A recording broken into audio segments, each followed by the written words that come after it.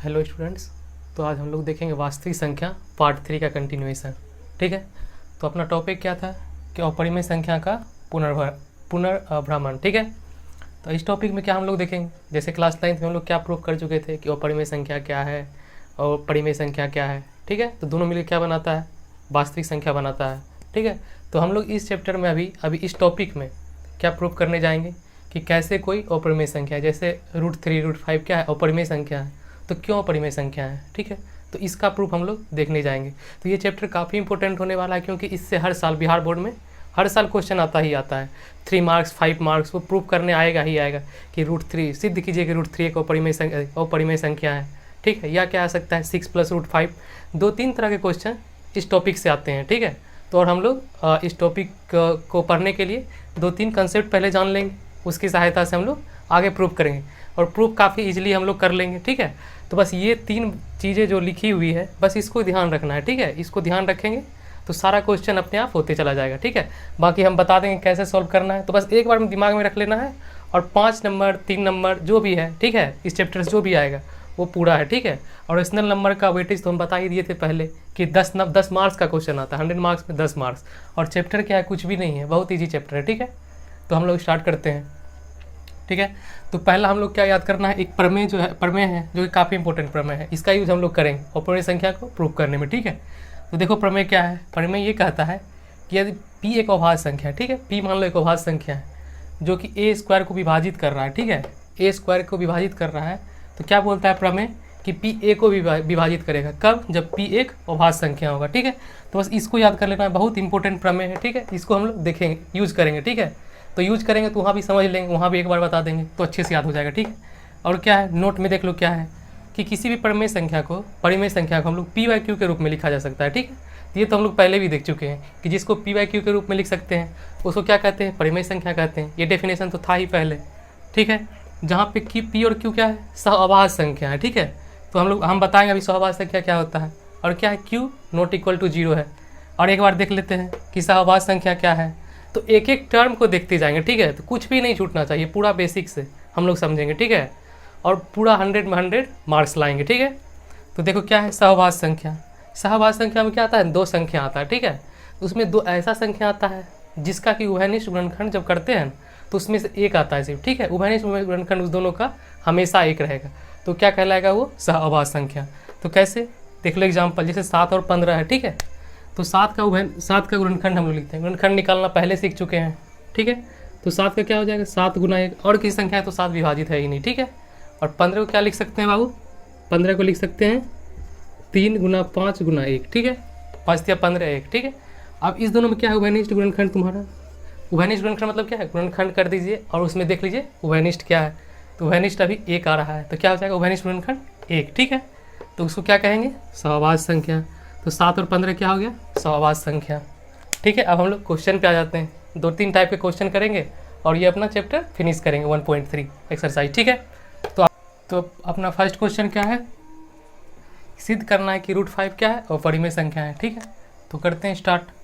तो सबसे पहला क्या है, मान लेंगे। इसको हम लोग प्रूव कैसे करेंगे, विरोधाभास से। ठीक है, तो देख लेते हैं। तो सबसे पहले इसके लिए क्या करेंगे, माना कि √5 एक और परिमेय संख्या है, परिमेय संख्या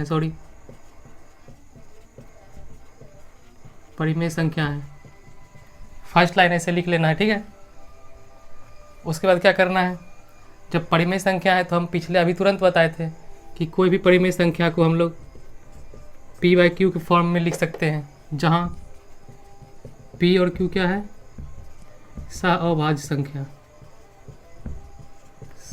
संख्या है तथा q ≠ 0 है। ठीक है, ये हो गया।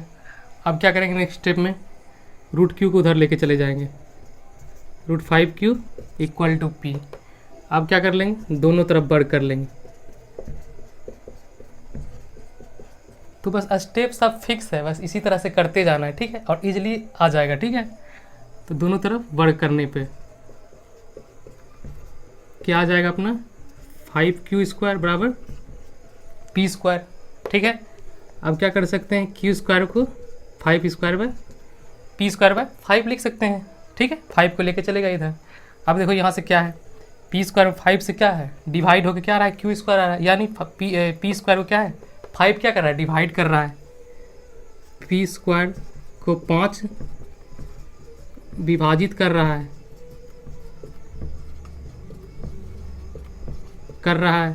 ठीक है। तो 5 क्या है अभाज्य संख्या, पीछे बताए थे प्रमेय में कि कोई अभाज्य संख्या अगर पी स्क्वायर को विभाजित करता है तो क्या करेगा, उसके पी को भी विभाजित करेगा, जिसका वर्ग रहेगा उसको भी विभाजित करेगा, ठीक है। अतः 5 पी को भी विभाजित करेगा, ठीक है, पी को भी विभाजित करेगा, ठीक है, ये आ गया। तो अब मान लो 5 से p विभाजित है, ठीक है, तो p को क्या होना चाहिए 5 का मल्टीपल होना चाहिए, ठीक है, तभी p को 5 विभाजित कर पाएगा, ठीक है। उसमें 5 तो आएगा ही आएगा p के गुणनखंड में, तभी तो नीचे से 5 कट जाएगा और 5 से वो डिवाइड हो जाएगा। तो p को हम लोग क्या लिख सकते हैं 5c लिख सकते हैं p को, जहाँ c क्या है, जहाँ c कोई पूर्णांक है, जहाँ c क्या है कोई इंटीजर है, ठीक है। p बराबर 5c लिख लिए, जहाँ पे c क्या है कोई पूर्णांक है, ठीक है। इसको मान लो, यहाँ से मान लेते हैं समीकरण 1, ठीक है। तो क्या करते हैं समीकरण 1 में p का मान रखने पर, p का मान रखने पर, ठीक है, क्या हो जाएगा यहाँ से 5q स्क्वायर बराबर p है, p स्क्वायर है तो क्या हो जाएगा p का स्क्वायर कर देंगे, 5p स्क्वायर क्या हो जाएगा 5 का c स्क्वायर, तो ये अपना क्या हो जाएगा 5q square equal to 25c square, ठीक है। तो q स्क्वायर का वैल्यू क्या हो जाएगा, एक बार और 5 नीचे चले जाएगा तो क्या हो जाएगा q स्क्वायर बाय बराबर 5c स्क्वायर, और इसको क्या लिख सकते हैं q square by 5 equal to c square, ठीक है।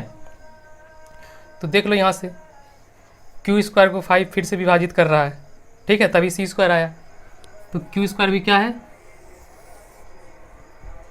q स्क्वायर 5 से विभाजित है, अतः q भी विभाजित होगा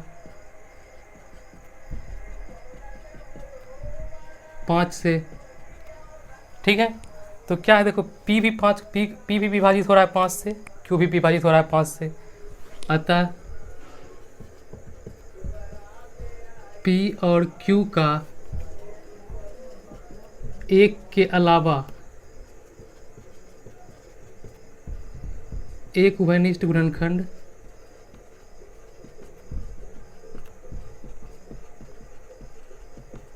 गुणनखंड 5 भी है, 5 भी है, ठीक है, जो कि क्या है हमारी मान्यता के विपरीत है, क्योंकि हम लोग पहले क्या माने थे p और q सहभाज्य है। सहभाज्य मतलब क्या होता था कि उसका एक के अलावा कोई उभयनिष्ठ गुणनखंड नहीं होगा, ठीक है। तो यहाँ पे क्या आ रहा है एक के अलावा 5 भी आ जा रहा है, ठीक है।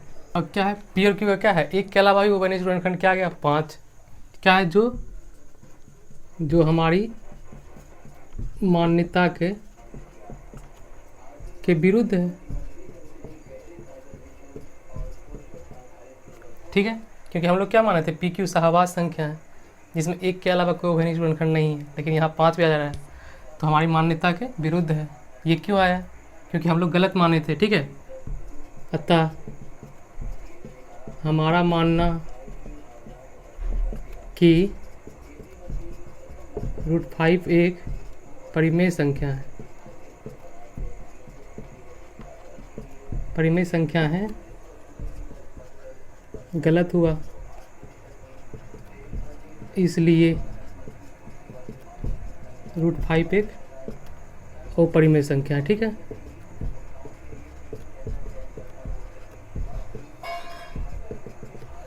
ठीक है, तो कोई संख्या क्या है परिमेय संख्या नहीं तो क्या होगा अपरिमेय संख्या। वास्तविक संख्या में 2 ही संख्या है, परिमेय या तो अपरिमेय, ठीक है। अब हम लोग क्या सॉल्व करेंगे नेक्स्ट क्वेश्चन। तो ये है सेकेंड क्वेश्चन अपना, ठीक है, सिद्ध करना है कि 3 + 2√5 क्या है अपरिमेय संख्या है, ठीक है। तो हम लोग फर्स्ट क्वेश्चन जो प्रूव कर लिए तो उसको ऐसे ही प्रूव करना है। सेकेंड टाइप का क्वेश्चन क्या इस टाइप का रहेगा, ठीक है। बस कुछ नहीं करना है, सेम स्टेप करना है। तो क्या करेंगे, पहला स्टेप, माना कि 3 + 2√5 एक परिमेय संख्या है। सब कुछ जितना भी क्वेश्चन रहेगा सब कुछ इसी तरह से प्रूव करना, ठीक है। बस ये टाइप थोड़ा सा इस टाइप का है, तो इस टाइप का जब प्लस या माइनस कुछ भी रहे बीच में तो वो देख लेना है कैसे करना है सॉल्व, ठीक है। तो इसको मान ली तो क्या हो जाएगा, अतः 3 + 2√5 बराबर क्या हो जाएगा, P/Q, जहाँ क्या है P और Q अभाज्य संख्या है और Q ≠ 0 है, ठीक है। ये मान लिए। अब क्या करेंगे, 2√5 को इधर रहने दो, इधर क्या हो जाएगा P/Q -3, 3 को उधर लेके चले जाएंगे प्लस में, तो क्या हो जाएगा -3। अब क्या करेंगे, 2 को इधर लेके चले जाएंगे तो क्या हो जाएगा P/Q/2 -3/2। 2 जब इधर आएगा तो भाग में हो जाएगा, भाग कैसे करेंगे, इसके नीचे भी चला जाएगा, इसके नीचे भी, ठीक है। तो P/2 क्यूब हो गया -3/2 हो गया, ठीक है। तो इधर वाला देखो क्या है, P और Q क्या है, पूर्णांक है, 3 2 सब क्या है, सब पूर्णांक है। PQ 3 2 क्या है, पूर्णांक है, पूर्णांक है, अतः P/2Q -3/2 सब पूर्णांक है, तो क्या हो जाएगा, ये परिमेय संख्या हो जाएगा, एक परिमेय संख्या है।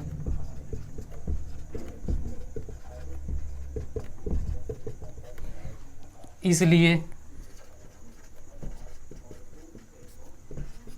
√5 भी परिमेय संख्या होगा,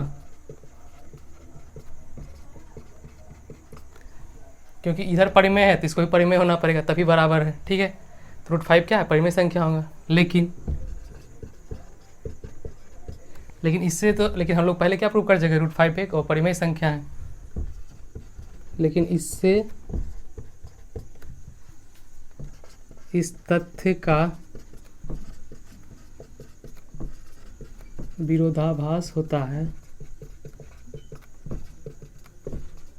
कि √5 एक अपरिमेय संख्या है।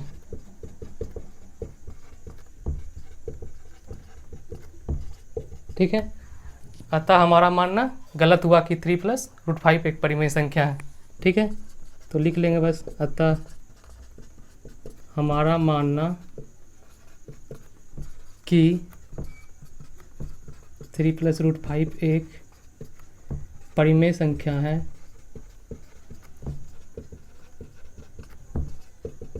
गलत हुआ।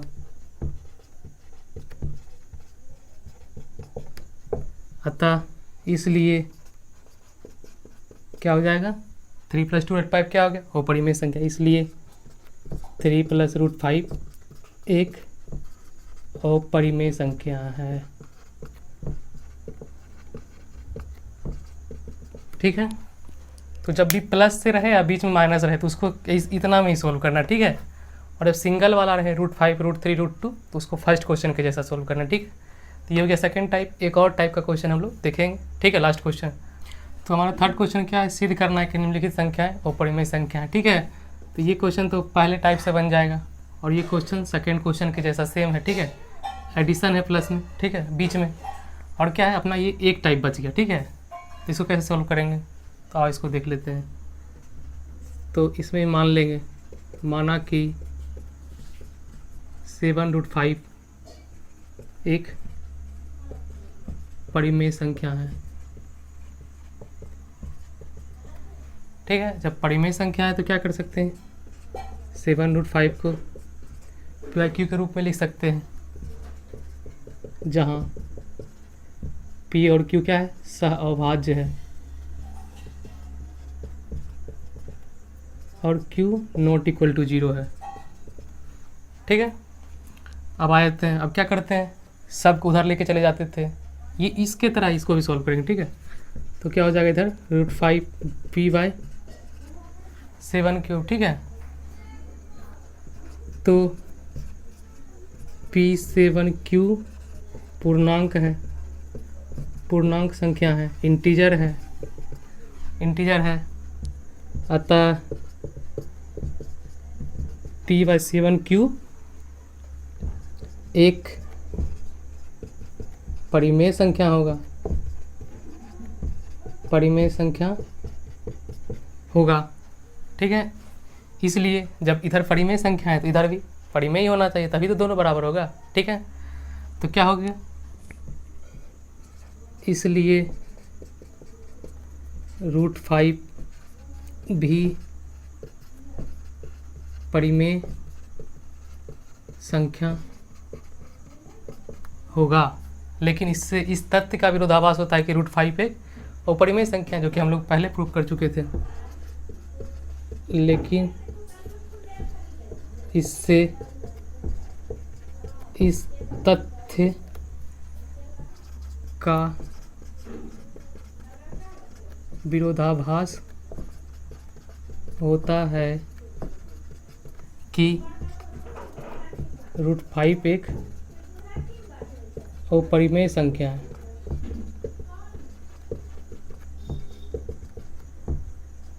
अतः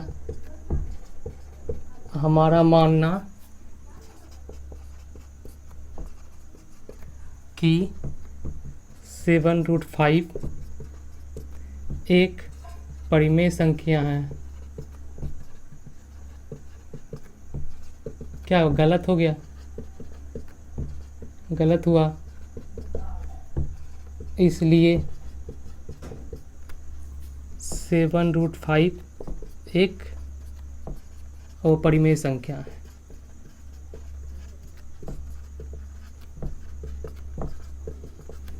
ठीक है, तो यह 3 टाइप का क्वेश्चन और तीनों हम लोग देख लिए। तो बस इस तीनों को अच्छे से देखना और अच्छे से सॉल्व करके जाना है एग्ज़ाम देने से पहले। ठीक है, तीनों में से कोई ना कोई एक आएगा ही और तुमको 5 नंबर दे के ही जाएगा। ठीक है, तो आज तो अपना एक्सरसाइज 1.3 ख़त्म होता है। अब हम लोग चलते हैं एक्सरसाइज 1.4 में, तो वो नेक्स्ट पार्ट में बनाएंगे। ठीक है, तो थैंक यू, यहीं तक है अपना एक्सरसाइज 1.3। और वीडियो को लाइक ज़रूर करें और चैनल को सब्सक्राइब करें। ठीक है, थैंक यू, मिलते हैं नेक्स्ट वीडियो।